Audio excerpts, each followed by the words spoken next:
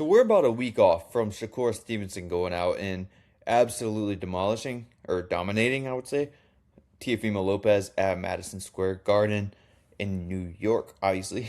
But yeah, Shakur looked absolutely incredible in that fight, and he looked very unbeatable. Now, if you remember, he jumped up from 135 to 140 to take on Teofimo Lopez, so he was out of his weight class. Now the big question is, he holds titles at 140. He just got stripped from his WBC, I believe it was, at 135 because of the sanctioning fees and him kind of being up in the air about going back to 135. So we're going to kind of look at the 135 up to the 147 division right here and kind of see what could be next for Shakur and if I think he would really who could beat Shakur because man, he looked absolutely unbeatable.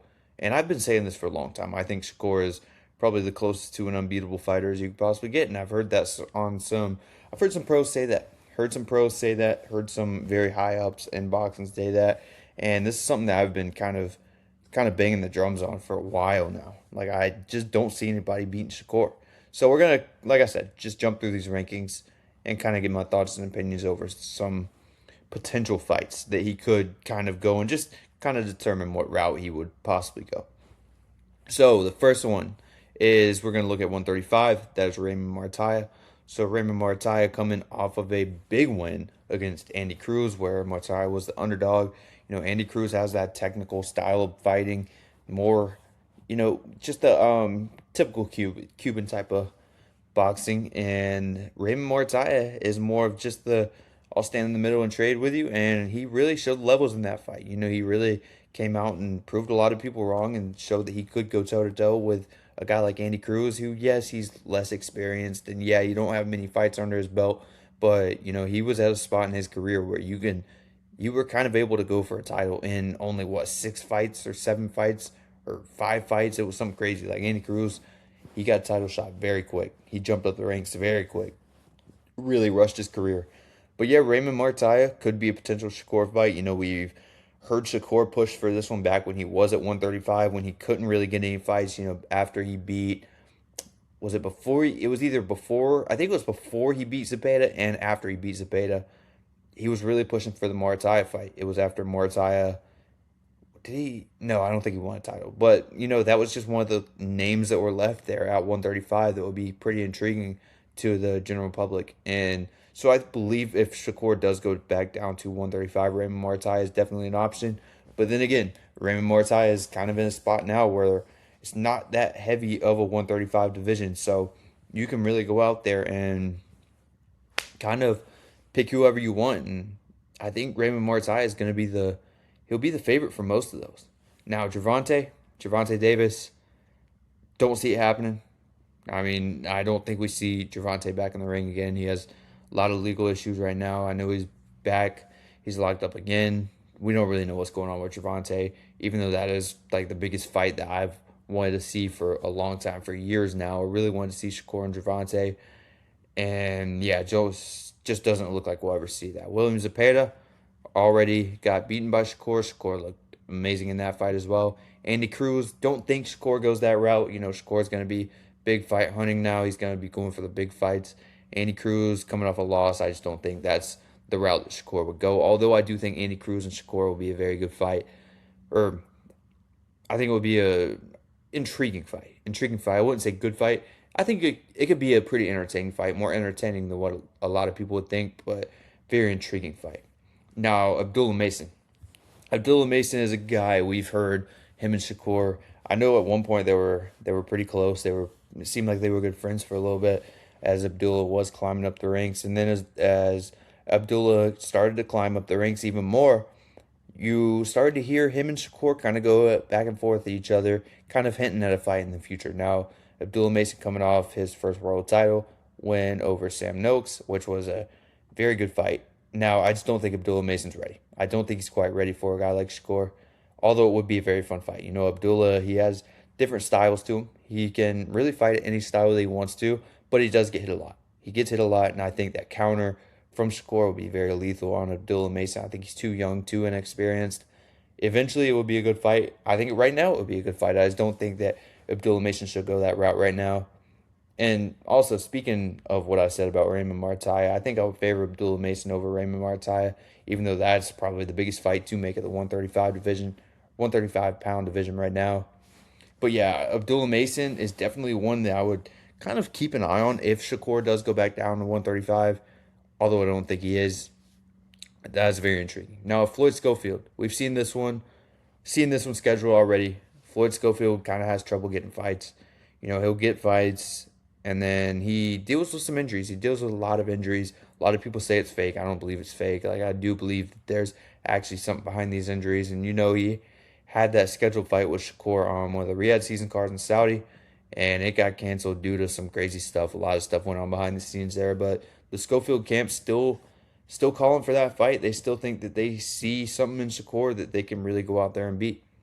Now, also, before we do move on, this one's between the 135 and 140-pound division, and that is Lamont Roach. Lamont Roach has also been back and forth with Shakur about a potential fight, and they've kind of agreed to it. I think that would be a very good fight. If Lamont Roach really shows up and fights how he did against Gervonta Davis, I think him and Shakur would be a pretty intriguing fight. Now, do I think Lamont beats Shakur? I don't think so, but I think it would be an intriguing fight. Lamont Roach has a pretty good fan base around him as well. Now, after that tank win, draw, whatever you want to call it. And, yeah, I think that people would tune in and watch it. And I think it would be very intriguing. I just don't know if Shakur will go back down to 135, but I do think Lamont will go back up to 140 because he just fought Pitbull at 140.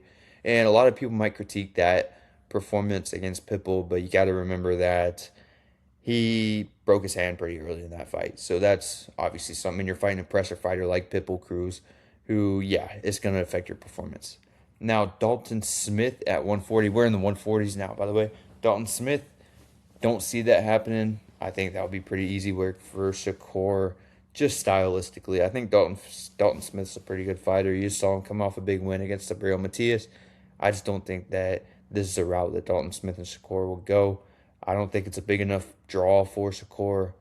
I don't think it's a big enough draw for the general public to even make that fight. Now, Richardson Hitchens. I think this is a very intriguing fight as well. I don't know if they do it because I know they are friends, and a lot of times in boxing you see friends and friends don't really like to fight each other. But if you could put that aside for a little bit, Richardson Hitchens is very intriguing fight. Although I still think Shakur would walk away with that one pretty fairly as well. It's just hard to see anybody beating Shakur. Alberto Puello, he's a very tricky fighter. He's very unorthodox, very strange fighter, very sloppy fighter. Or I wouldn't say sloppy, but just super weird fighter, all over the place. So it would be kind of a intriguing stylistic matchup. But I think Shakur's ring IQ and just how he's such a smart fighter. He's such a smart fighter, and I think he'll just figure out Alberto Puello pretty quickly. Arnold Barboza, don't want to see that one. Gary Antoine Russell, I think Gary Antoine Russell is very underrated. I think he's very underrated. He has a fight coming up on the Ryan Garcia card.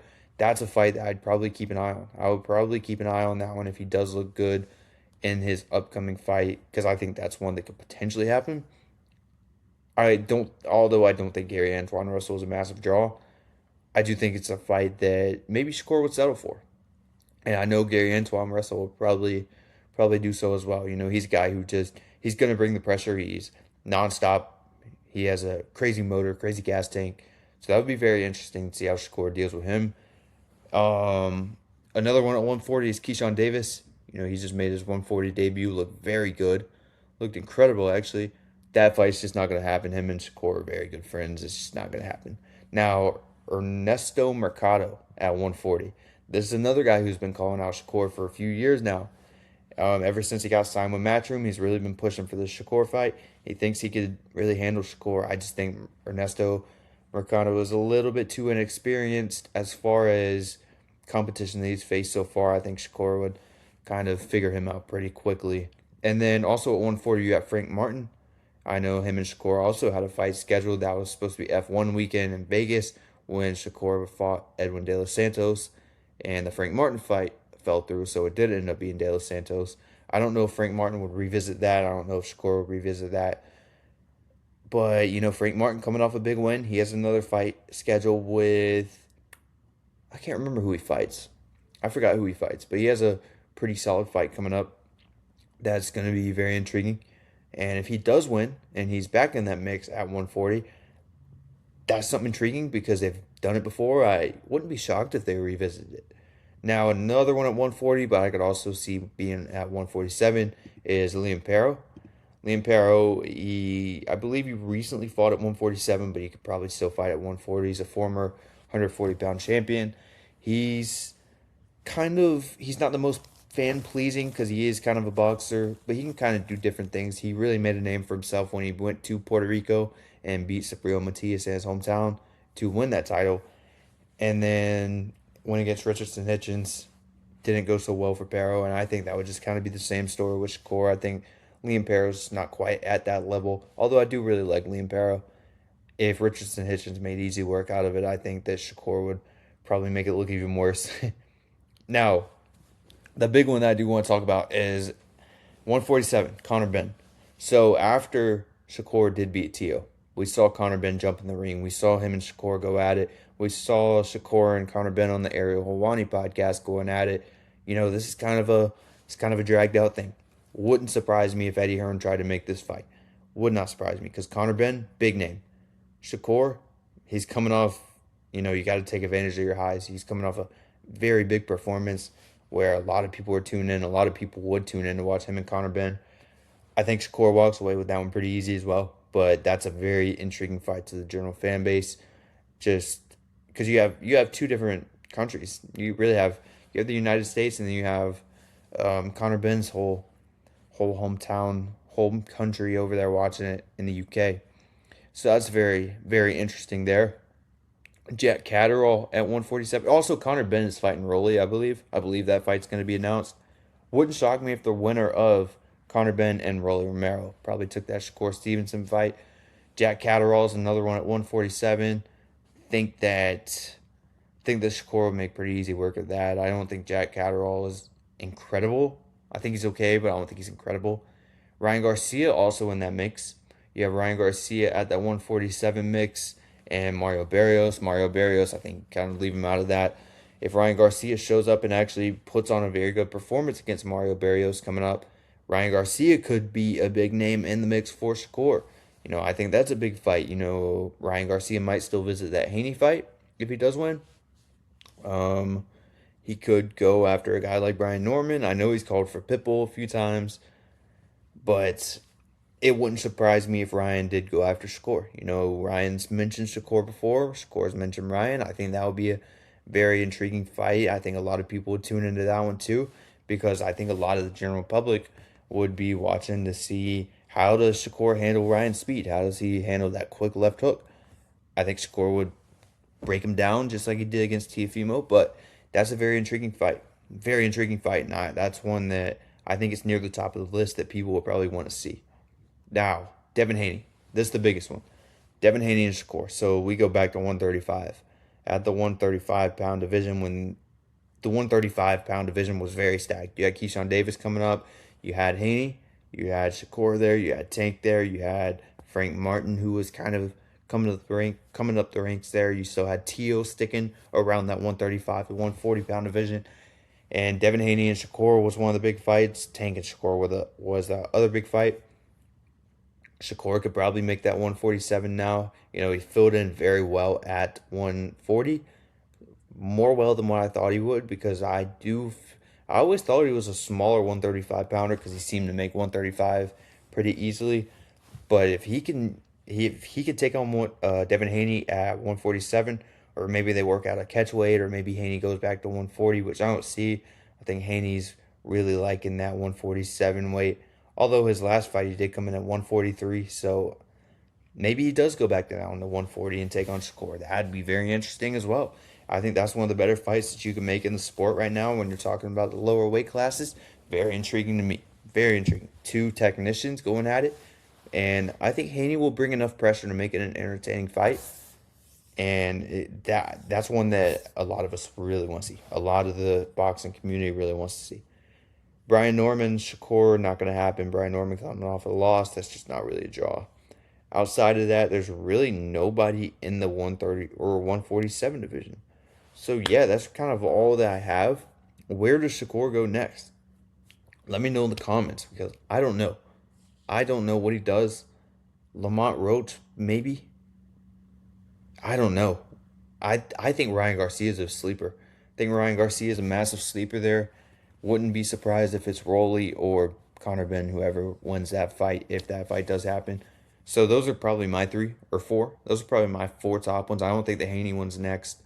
Although if Haney wins his next fight, then that's something that I'd keep an eye on because I do think that fight's going to happen.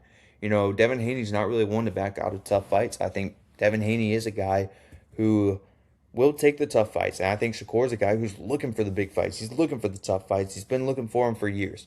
So I do think that fight will actually happen. Sounds crazy. I think it will happen. Soon.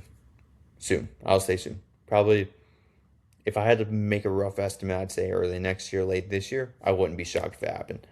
So yeah, that's just kind of what I have. Let me know in the comments what you think. Where will Shakur go next? And yeah, subscribe for more if you did enjoy it. Greatly appreciate it.